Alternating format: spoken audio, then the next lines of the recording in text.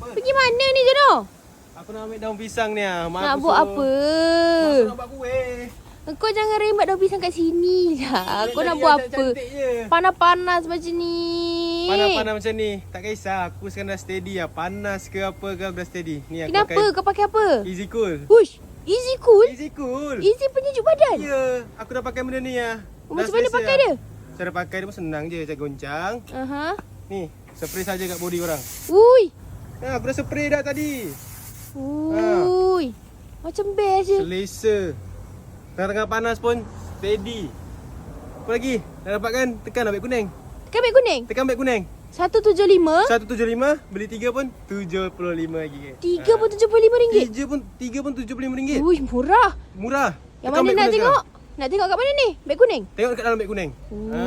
Dah, jangan kacau aku nak sambung. Ni. Ambil daun pisang ni. Kau ni Nak buat kuih macam-macam nanti, lah. Nak buat kuih. Macam-macam lah kau ni.